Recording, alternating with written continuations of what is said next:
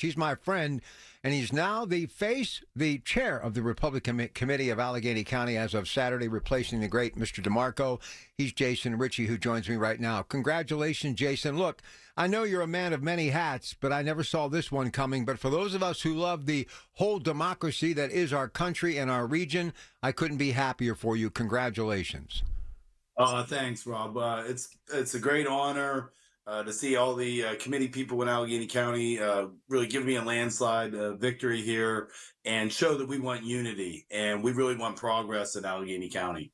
So much to talk to you about. I may have to keep you for two segments. So let's begin by saying, why are so many young people, meaning Republican young people, even on college campuses, buying into your party, the grand old party, that has become very young in the Commonwealth and especially in Allegheny County? Things are changing, are they not? They are. And I think if you take a long political view approach, the Democratic Party has become the party of the elite, the woke, the academic. And the Republican Party is the party of the middle class, of the working person. Just common sense, reform like where we came from in Beaver County, what you would expect.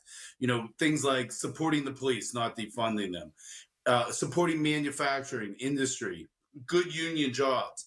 The middle class tax cut that Trump has right now, which will have no taxes on tips, no taxes on Social Security. Those are the kind of things, and not letting biological men be in women's sports. These things are common sense, and they're what the Republican Party stands for. And I think it's very attractive to people that really want to see progress moving forward in our country. So look what's happened in our beloved Beaver County. For the first time, we've got two Republicans as opposed to one in the commissioner's office, and there are more registered Republican voters in Beaver County than Democrats. Honestly, I would have never taken that bet. Me either growing up, but I think it's that role reversal. I tell people that, John F. Kennedy would never even recognize this Democratic Party. And in Allegheny County, that's going to be part of my mission, is to get the word out to people that, you may be registered as a Democrat, but ask yourself, aren't you a Republican? Aren't you for middle class values? And if so, my message to Allegheny County people out there right now, change your registration. It takes 2 minutes. Register as a Republican, and that's going to help us continue to bring money into the county and to bring great candidates into the county. It's very important. Let's talk about that new face as far as Republicans, Mr. McCormick, and what he was able to do and really defeat Bob Casey, who has been around for a long time and was a rich part of the political landscape going back to his father, who was the governor of Pennsylvania. How about that man and what he's done just in a few short weeks, working with a Democrat, John Fetterman? Pretty exciting. Absolutely. Dave's I would consider a good friend of mine. I've got to know him from the moment I dropped out of the governor's race. He was the first person that, I endorsed and started to work hard for. Why? Because he's for common sense solutions, working across the aisle and finding ways to get things done in America. I don't think there's anyone that has a better resume than this guy. He's been CEO of multiple companies, including Free Markets here, where he created thousands of jobs in Pittsburgh. And then, of course, I'm biased. Was the captain of the West Point wrestling team, and myself a college wrestler. I love the toughness that Dave has, and that's my kind of guy, tough guy.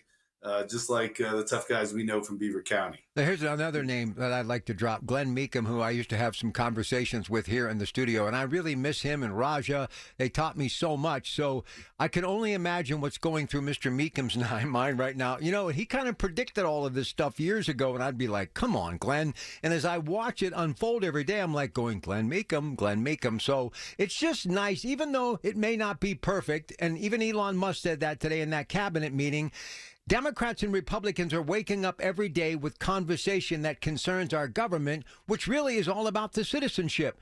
And that's the type of stuff that really moves the meter as far as I'm concerned, Jason. No, I couldn't agree more. And I think what you're seeing out of D.C., something new happening every day, whether it's stopping the border crisis, simple things. I heard you talking with the caller before, sometimes Trump takes a position that's way out here, but he comes back. He has a reasonable goal, for instance, in Panama, making sure that American ships that come through the canal come through for free now, and that there aren't any Chinese management of that canal. That's what he really wanted. And so you see an aggressive form, but it's all about taking care of the American people and to make their lives a little better. And that's what the Allegheny County Republican Party, we need to get in great candidates here at home. You know, when you look at people like Sarah Ann Morato and her economic strategy, it was to give the county workers a raise that voted for her, and then she raises all of our property taxes 40%. That isn't going to help bring population or businesses to Allegheny County. It's just going to further chase them away and continue the decline that the Democrats have had us on for quite some time. Is it a fair statement to say that my buddy, and I do have a lot of respect for Sarah Innamorato, I consider her a friend, but Joe Rockey has been a real good friend. He actually worked for the Dentisi family as a young man at Coons Market, so there's a connection there. But is it fair to say that if he were running for Allegheny County Chief Exec now with a landscape with President Trump, that he would have had, no pun intended, with the name Rockey, more than a puncher's chance, do you think, to win that election?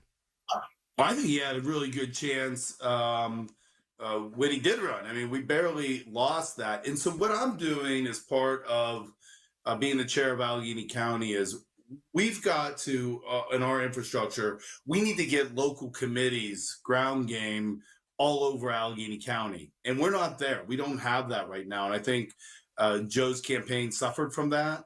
When you have big parts of the county where we don't have, you know, people that are automatically there to go door knocking from him. So we're making some structural changes within our county party. And we're also going to get much more aggressive on registering more Republicans, getting great candidates out there, and the people that really want to bring change to Allegheny County's governance. We have to provide a real competitive option because I think people are now learning that reasonable Republicans with strong conservative economic message is the solution to turning around the continual decline of Allegheny County. And Jason Richey in the Metropolitan Window video screen, KDKRadio.com. Click on KDK Watch. He is the new face of the Republican Committee in Allegheny County. So let me go one more, what could have been. This whole progressive movement that everybody's been talking about, people like Sarah and Summer Lee and the mayor himself, everyone thought that that was the future. They were going to steamroll from Harrisburg to this region to every county and all the way to the nation's capital. But a funny thing happened on the way to all of that as far as that victory lap. The Trump administration is now in there, and young people like J.D. Vance and others. So time to hold the phone. I think Republicans, especially here in this swing state, have a chance to really slow that momentum down. Is that a fair statement? That is absolutely a fair statement. And it seems, though, that the very far left liberal wing of the Democratic Party, and you're seeing that here, have knocked out the, call it the old conservative guard. And my message to them is to come over to the Republican side that still has common sense values. And Rob, here's something I really want to point out to the listeners. You know, we're going to have a great opportunity here in what is House Seat 35, which is McKeesport, Clairton, White Oak, Munhall, Portview. These areas, we have a candidate named Chuck Davis, and there is a election on March 25th. And if Democrats and independents and Republicans will go out and vote for Chuck, Chuck will go to Harrisburg, and that will give Republicans control of both the House of Representatives and the Senate, and we can really make some reforms on property taxes and making the area safe, and also supporting things like U.S. Steel. Oh, you said the magic word. Magic word. I'm so glad you brought it up. I'm actually going to have a public figure answer some of my questions about my beloved U.S. Steel and Nippon Steel.